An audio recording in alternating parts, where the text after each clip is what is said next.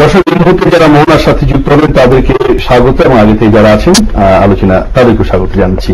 অধ্যাপক মির্জা কামাল, আপনি বলছিলেন যে আমার প্রশ্ন ছিল যে বিএনপি বারবার বলছে যে নির্বাচন সুষ্ঠু হবে না, নির্বাচনী পরিবেশ নাই, তারা মাঠে থাকতে পারছে না, নানা রকম ভয়ভীতি দেখানো হচ্ছে।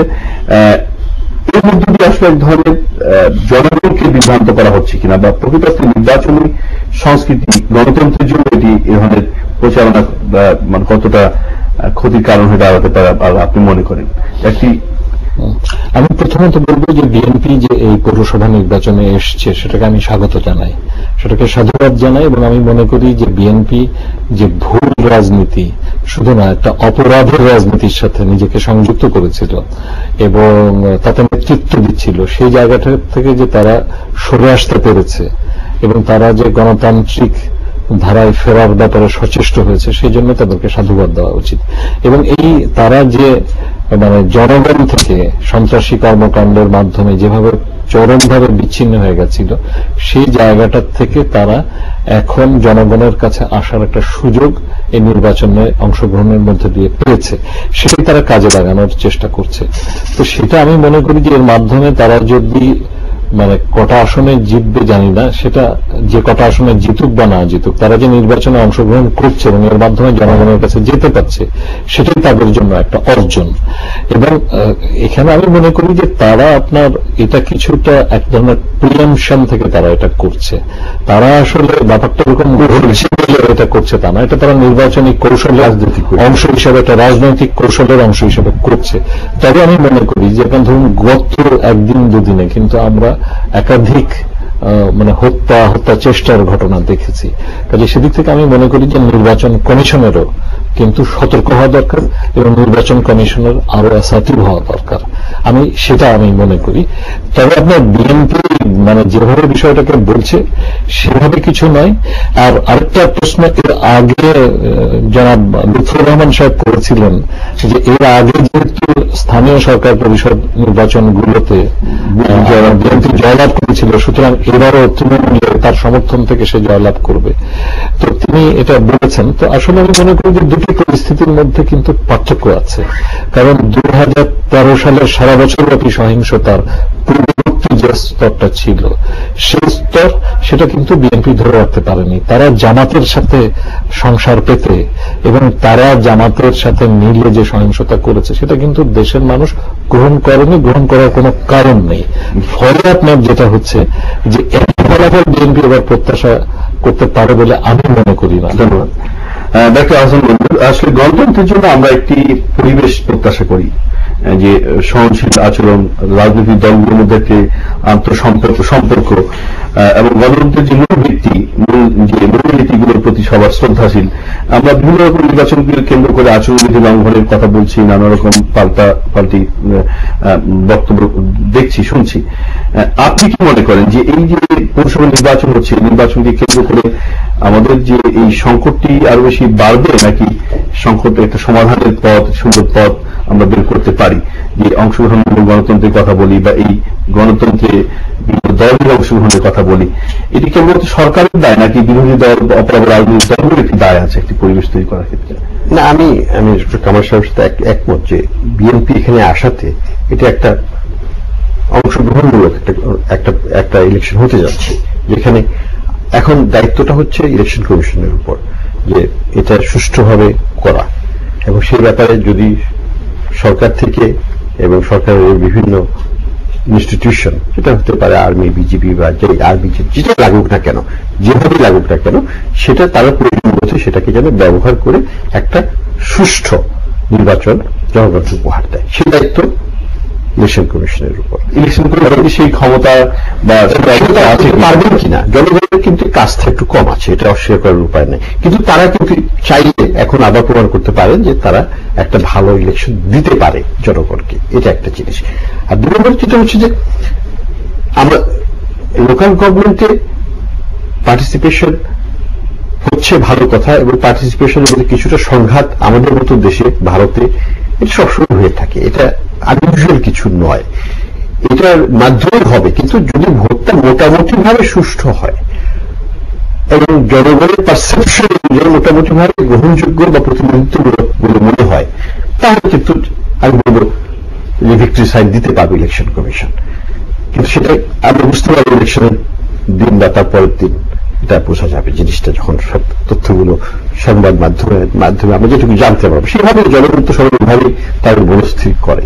কাজে একটা বড় একটা সুযোগ এসছে সরকারের উপর, সরকারের জন্য এবং বিশেষ করে ইলেকশন কমিশনের জন্য, যে আমাদের গণতান্ত্রিক প্রক্রিয়াকে সত্যি সত্যি আরো একটু গভীর করা যায়। গভীর করতে হলে কিন্তু লোকাল গভর্নমেন্টের প্রয়োজন আছে। এবং আরেকটা জিনিস আমি বলবো যে ইলেকশনের পরে যেন অ্যাটলিস্ট আমরা লোকাল গভর্নমেন্ট গুলোকে একটু মর্যাদা দিই।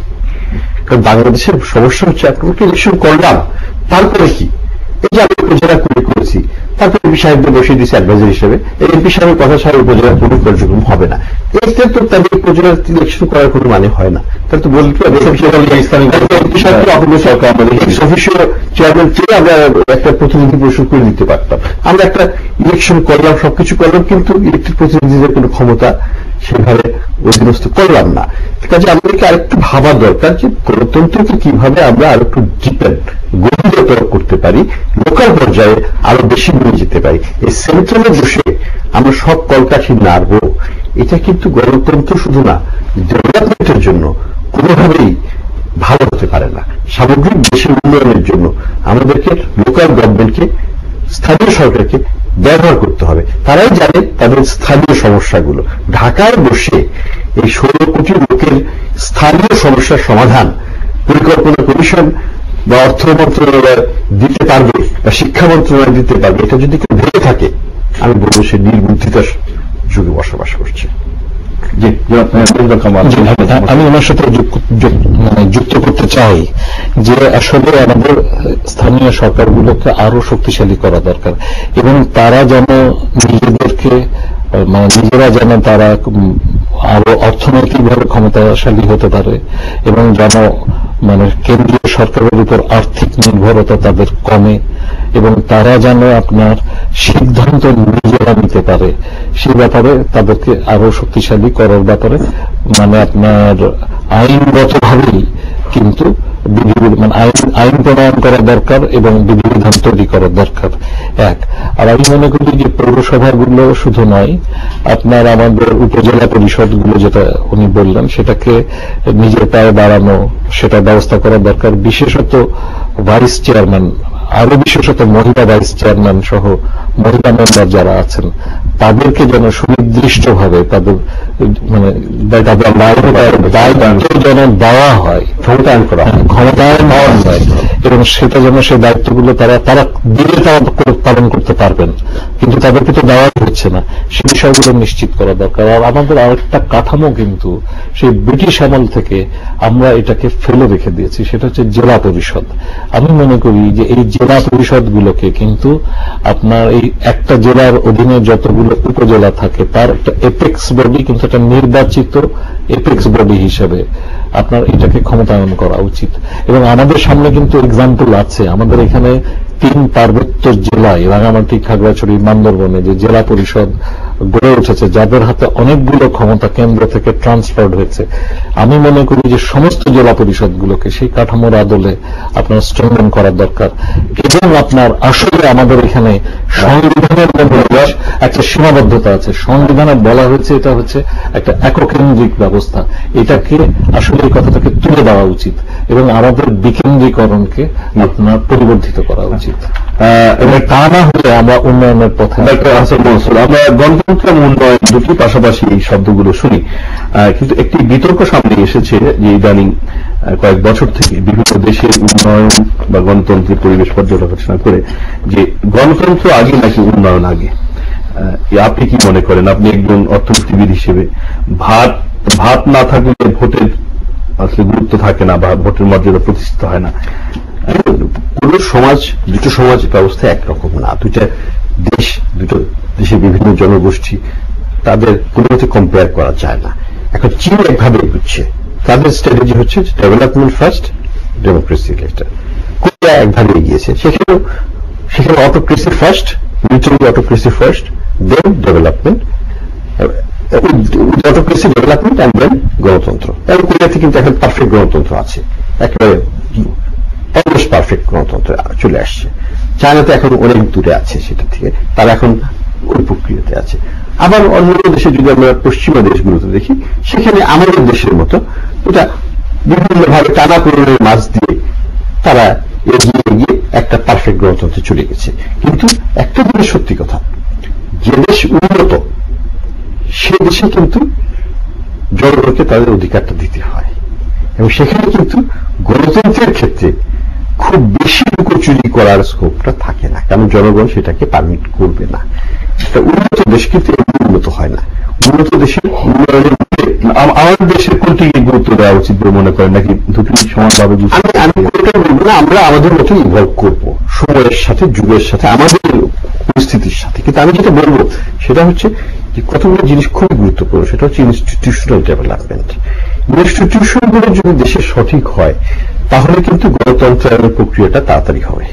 ইনস্টিটিউশন বলতে আমি মনে করছি এখানে আমাদের বিচার ব্যবস্থা শেষ করতে হবে, আমাদের ইলেকশন কমিশন, যেসব মানে সাংবিধানিক যেসব প্রতিষ্ঠানগুলো আছে সেগুলোকে যদি আমরা শক্তিশালী করতে পারি তাহলে আমাদের গণতান্ত্রিক প্রক্রিয়ার পরিশুদ্ধকরণ আরো তাড়াতাড়ি। ধন্যবাদ। আমরা সেই পরিশুদ্ধ গণতান্ত্রিক প্রক্রিয়ার মধ্যে ফিরে যেতে চাই এবং সেটি অর্জন করতে চাই। ডক্টর হাসান মনসুর, আপনাকে ধন্যবাদ। মিজবা কামাল, আপনাকে ধন্যবাদ।